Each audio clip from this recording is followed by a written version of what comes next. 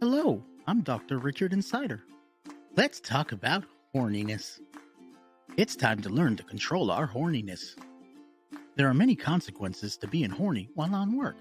Here are just a few. Just say no to skeet. Hospital food should remain in the cafeteria and not in any of our orifices.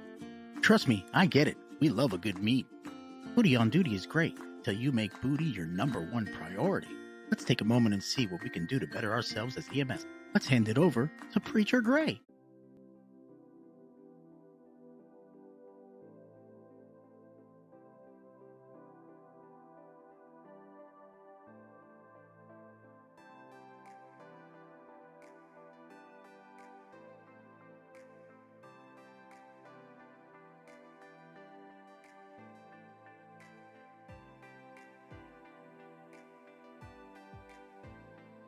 Hello, I'm Preacher Gray, and I'd like to talk to you today about indulgence.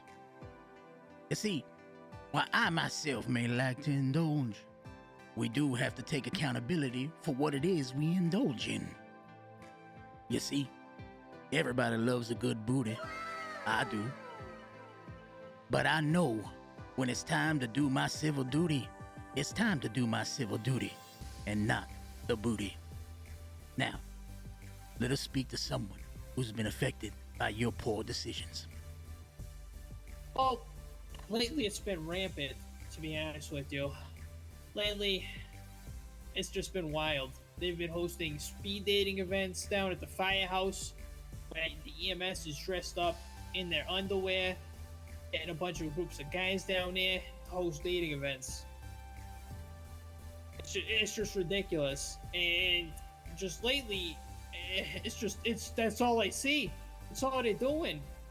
They're just always in their underwear. They had a car wash the other day where they were practically naked. When does it stop? These are the people that are supposed to be saving our lives. These people are just run around like they just don't care anymore. Compulsive erotic behavior disorder is commonly referred to as an ERP addiction. However, ERP addiction as a condition is not formally accepted by all members of the medical community. CEBD involves a variety of complex and intense unwanted sexual behaviors and fantasies that at times may become harmful to you and others.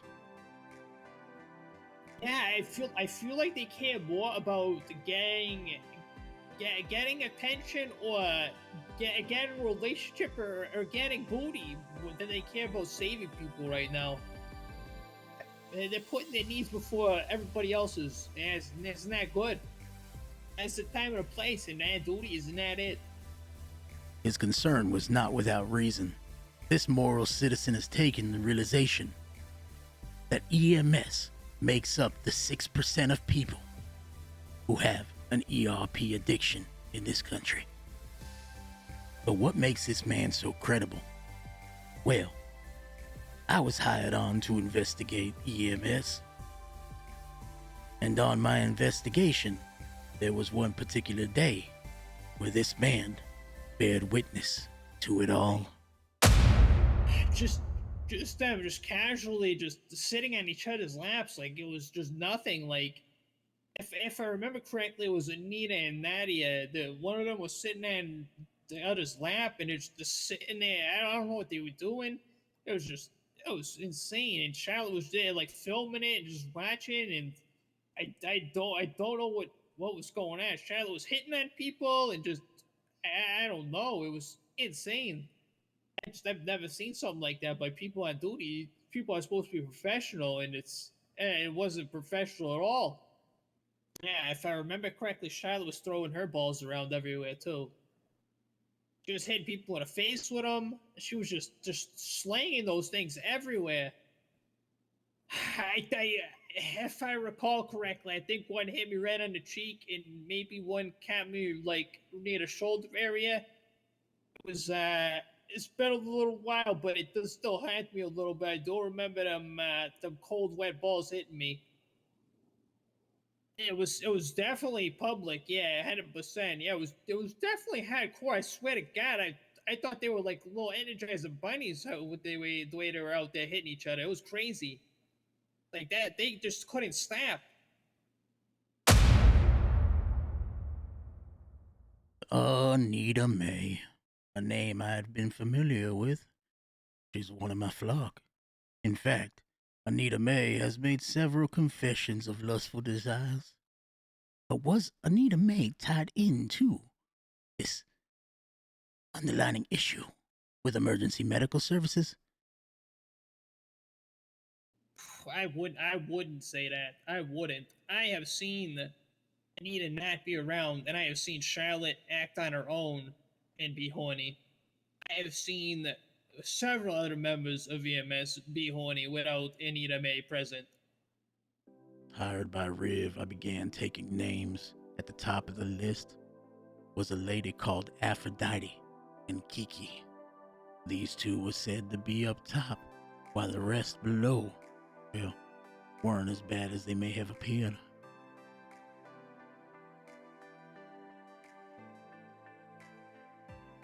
If I simply took their word for it, would I be doing the job I was given?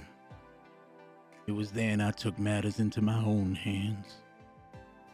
I hired an actress and sent her right into the horny toad's den that is EMS headquarters.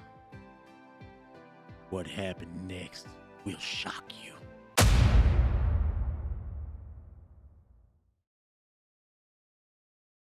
This sting operation worked just as expected. Although there was one thing I noticed.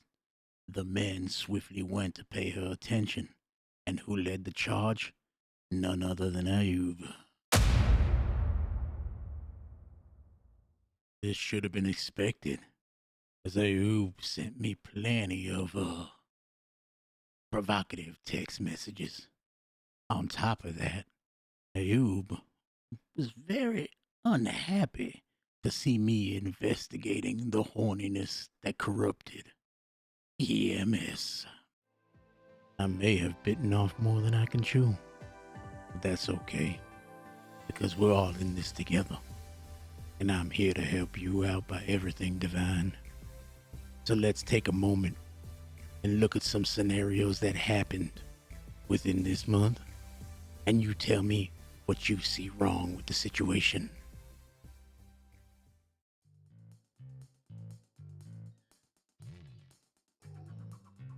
This is a reenactment of real-life events. All parties are innocent until proven guilty in the court of law. Viewer discretion is advised.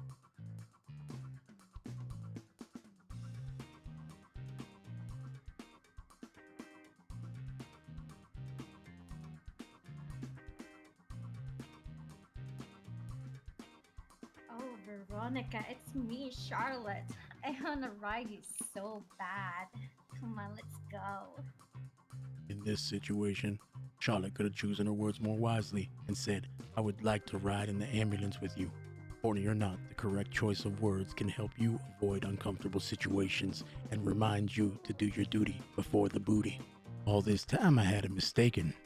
You see, EMS was trying to convince me to believe that the problem lied in Kiki ERPing with Tessa Lamb while on duty and Aphrodite being the horniest of them all.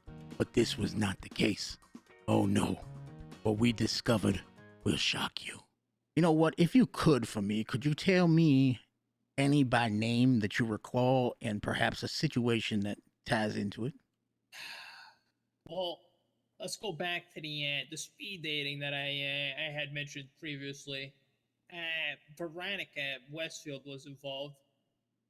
She was dressed down into her underwear. Get guys to pitch to her, their best, pickup lines and what they got, and a chance to sleep with her.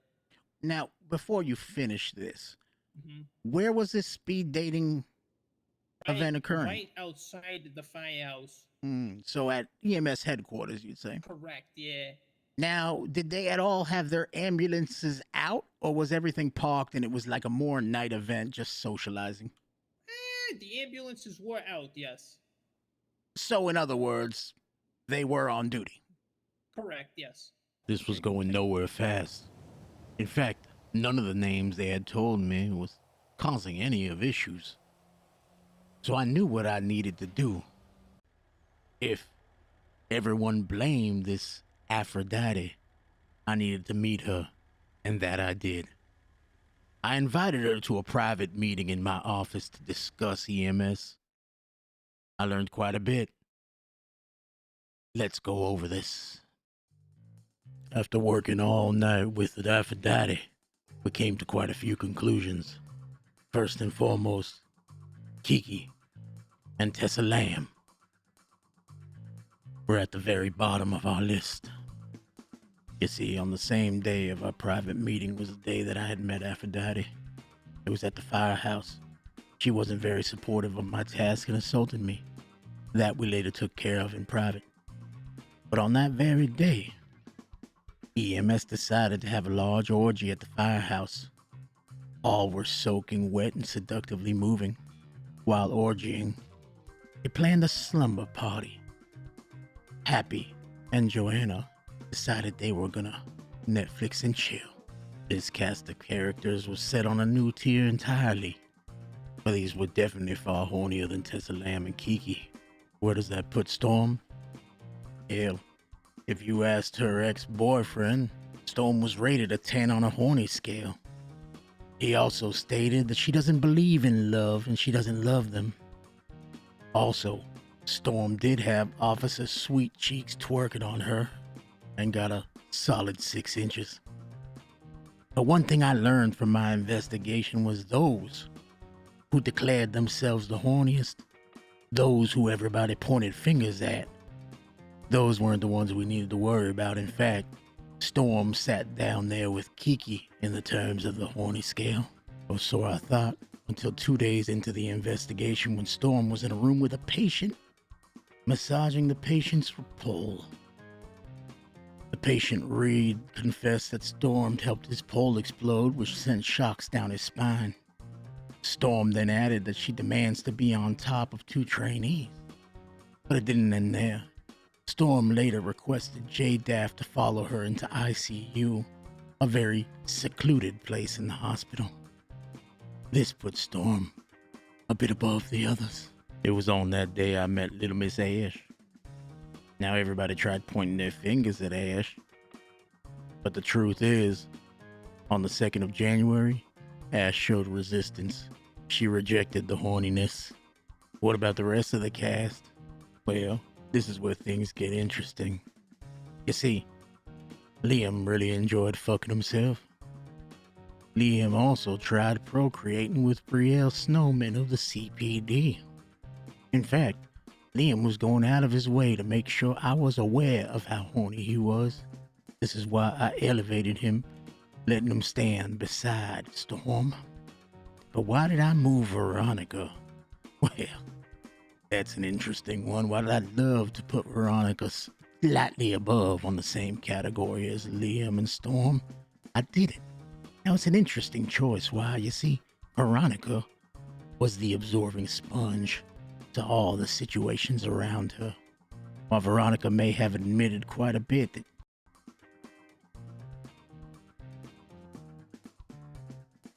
I'm Veronica Westfield, and I just fucked so many guys in here. I'm Charlotte Spade, and I love to watch. action.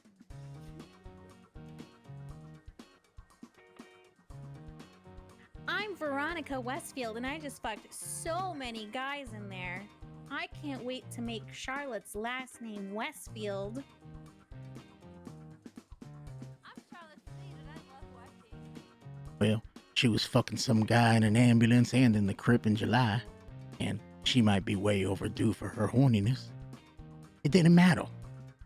She was the sponge, and there was catalyst that would make her erupt. Let's dive deeper into that. Nadia. Oh, sweet, sweet Nadia. You see, the first day I had met Nadia, it became very clear to me that she loved ERPing via text with her girlfriend, who we discussed prior, Anita May. I was made aware of this when old Nadia there was driving down Form looking for hookers. But you see, one thing that I started to take notice to was there was one name that interchanged with almost every scenario ever brought forth. That one name, Charlotte Spade. You see, this is where it gets interesting. Every time you saw Anita and Nadia, Charlotte was close behind. But it didn't stop there. Upon further investigation, well, Charlotte was caught taking on 6 firefighters. She wanted their accent to play with their hose. We thought it could end there. I'm Charlotte Spade, and I just took on 6 firefighters. I love their axes and playing with their hoses. No, it didn't. As you heard our witness previously discuss, Charlotte was asking everybody about balls and just throwing them at everybody's faces. In fact, I would even say I caught Charlotte hitting Anita from behind. But do we not remember the one time we spoke previously about when Charlotte asked Veronica if she could ride her? You see, Charlotte was entangled into not just 2 others, but a third. That third being Veronica. Veronica and Charlotte were sitting by a lake flirting. They both started wrestling and soon got, well, overly wet.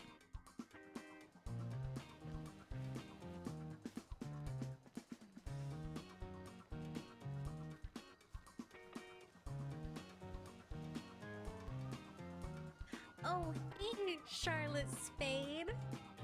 Oh, hey, Veronica Westfield.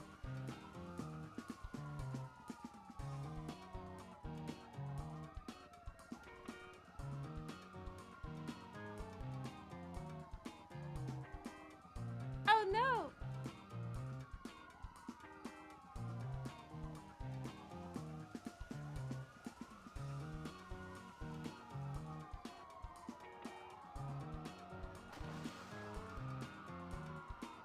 Oh no.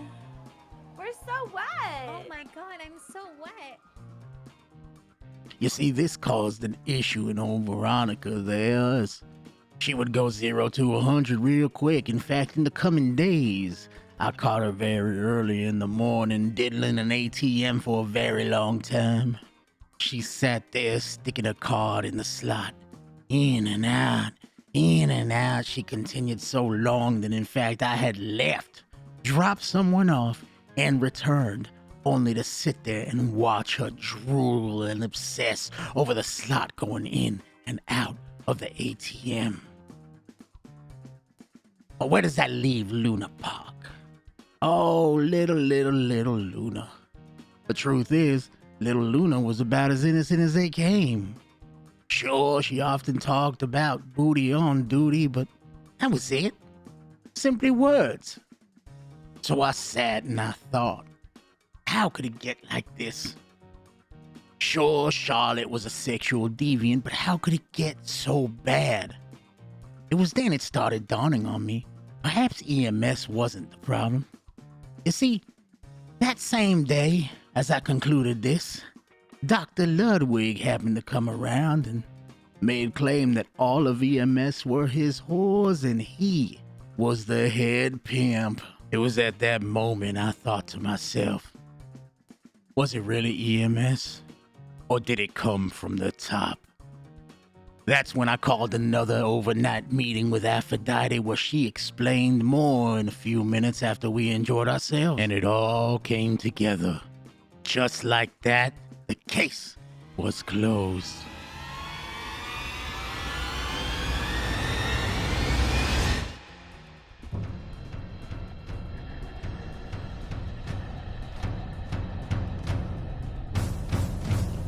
What could have been worse than Charlotte?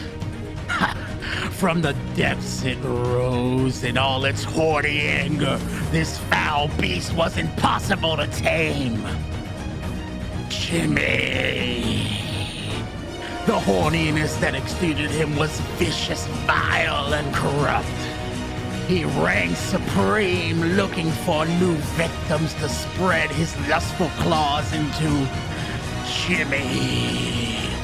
Jimmy the Stabber, they nicknamed him, as he went from EMS to EMS, penetrating and penetrating on his path of destruction. But there was something more extreme, something worse than that in the wake.